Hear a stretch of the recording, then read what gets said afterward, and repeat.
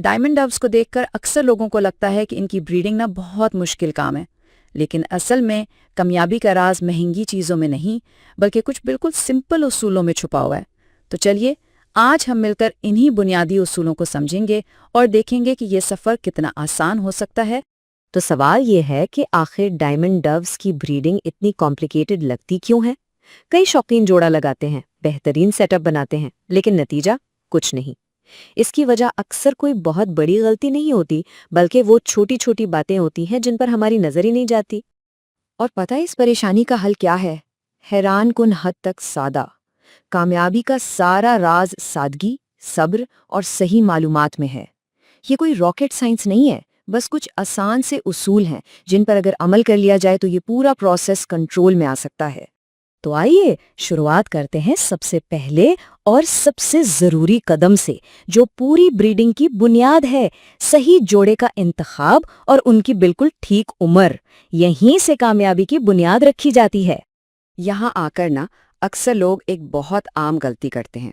دیکھیے 4 مہینے کا ڈائمنڈ ڈو دیکھنے میں بالکل میچور لگتا ہے، پر وہ اصل میں بریڈنگ کے لیے تیار نہیں ہوتا۔ ان کی صحیح بریڈنگ ایج 6 سے 9 مہینے ہے۔ اس سے پہلے جوڑا لگانے کا مطلب ہے کمزور بچے اور آگے چل کر انفرٹیلٹی جیسے مسائل کو دعوت دینا۔ اچھا، تو پتہ کیسے چلے گا کہ جوڑا آپس میں سیٹ ہو گیا ہے؟ ان کے بیہیویئر کو دیکھیں۔ نر جو ہے وہ اپنا گلا پھلا کر ایک خاص آواز نکالے گا اور مادہ کے گرد چکر لگائے گا۔ یہ ان کا کوٹ شپ کا طریقہ ہے۔ اگر مادہ اس میں دلچسپی لے رہی ہے تو وہ اسے اپنے پاس بیٹھنے دے گی۔ یہ اشارہ ہے کہ ان کا بانڈ بن رہا ہے۔ اور یہاں ایک گولڈن رول یاد رکھیں، اگر پرندے لگاتار آپس میں لڑ رہے ہیں تو اس کا صاف مطلب ہے کہ جوڑا ٹھیک نہیں ہے۔ انہیں زبردستی ایک ساتھ رکھنے کی کوشش کا نتیجہ ہمیشہ 0۔ قدرت کو اپنا کام کرنے دیں۔ اوکے، تو اب ایک مضبوط جوڑا تیار ہے۔ اب کیا؟ اب باری ہے ان کے لیے ایک آرام دہ گھر اور بہترین غذا کا انتظام کرنے کی۔ چلیے دیکھتے ہیں کہ ان کے لیے ایک کامیاب بریڈنگ کا ماحول کیسے بنایا جا سکتا ہے۔ اور پتہ ہے اچھی بات کیا ہے؟ ڈائمنڈ ڈوز کو کوئی فینسی نیسٹس نہیں چاہیے۔ ایک چھوٹی سی ٹوکری، لکڑی کا کپ یا تار کا بنا گھونسلہ سب چلتا ہے۔ اصل چیز گھونسلے کی قسم نہیں بلکہ اس کی لوکیشن ہے۔ گھونسلہ ایسی جگہ ہونا چاہیے جہاں سکون ہو، بالکل بیجا مداخلت سے پاک۔ اور اب آتی ہے شاید سب سے اہم ہدایت، جو پرندوں کے لیے نہیں بلکہ ہمارے لیے ہے۔ اپنے پرندوں کو پرائیویسی دیں۔ جب ہم بار بار گھونسلے میں جھانکتے ہیں نا تو انہیں لگتا ہے کوئی شکاری آ گیا ہے۔ اس سٹریس میں وہ انڈے یا بچے دونوں کو چھوڑ سکتے ہیں۔ تو صبر بہت ضروری ہے۔ گھونسلہ بنانے کے لیے انہیں نرم سامان دیں، جیسے ناریل کا ریشہ، سوکھی گھاس یا بالکل نرم سے تنکے۔ ان چیزوں سے وہ اپنے لیے ایک آرام دہ نیسٹ بنا لیتے ہیں۔ موٹی اور سخت چیزوں سے بالکل پرہیز کریں کیونکہ ان سے انڈوں کے ٹوٹنے کا خطرہ ہوتا ہے۔ ایک بات یاد رکھیں، جیسی غذا ویسا نتیجہ۔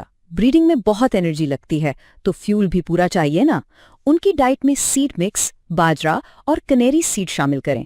روز تازہ پانی اور سب سے ضروری کیلشیم، یہ سمندری جھاگ کی صورت میں ہو یا منرل بلاک کی، یہ لازمی ہے۔ کیلشیم سے ہی انڈوں کے خول مضبوط بنتے ہیں۔ تو جوڑا خوش، گھر تیار اور کھانا بھی بہترین۔ اب شروع ہوتا ہے اصل سفر، پہلے انڈے اور پھر انتظار کا مرحلہ۔ چلیے اب اس مرحلے کی پوری ٹائم لائن کو سمجھتے ہیں۔ تو دیکھیں سفر کچھ یوں چلتا ہے۔ سیٹل ہونے کے بعد پہلے 7 سے 14 دن کے اندر انڈے آ جاتے ہیں، پھر 13 سے 16 دن کا انکیوبیشن پیریڈ شروع ہوتا ہے، اور جب بچے نکل آتے ہیں تو انہیں اپنے پیروں پر کھڑے ہونے میں تقریباً 3 سے 4 ہفتے لگتے ہیں۔ اس سے اندازہ ہو جاتا ہے کہ کب کیا امید رکھنی ہے۔ اور کتنے انڈے؟ عام طور پر صرف 2۔ یہ ان کا سٹینڈرڈ کلچ سائز ہے، تو ایکسپیکٹیشنز کو ہمیشہ ریئلسٹک رکھیں۔ اور پتہ ہے سب سے دلچسپ بات کیا ہے؟ یہ پورا ٹیم ورک ہے۔ صرف مادہ نہیں، نر بھی برابر کی ذمہ داری اٹھاتا ہے اور مل کر انڈوں کو سینتے ہیں۔ یہ واقعی بہترین والدین ہوتے ہیں۔ چلیے اب آتے ہیں اس حصے پر جس کا سب کو بے صبری سے انتظار ہوتا ہے، نئے مہمانوں کی آمد، یعنی بچوں کا انڈوں سے نکلنا اور ان کی پرورش۔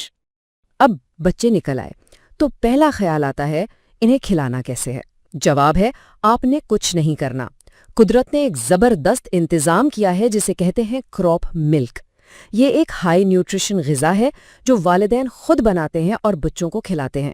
इसमें हमारी तरफ से किसी मुदाखलत की कोई ज़रूरत नहीं। लेकिन यहाँ एक इंतहाई अहम वार्निंग है। एक्साइटमेंट में आकर एक गलती बिल्कुल नहीं करनी, और वो है बच्चों को हाथ लगाना। हमारे हाथों की बू से वालिदैन डर जाते हैं और उन्हें लगता है कि घोंसला महफूज नहीं रहा, और इसका नतीजा ये हो सकता है कि वालिदैन बच्चों को ही छोड़ दें। इसलिए दूर से देखें और सब्र करें। तो चलिए अब पूरी बात को समेटते हैं।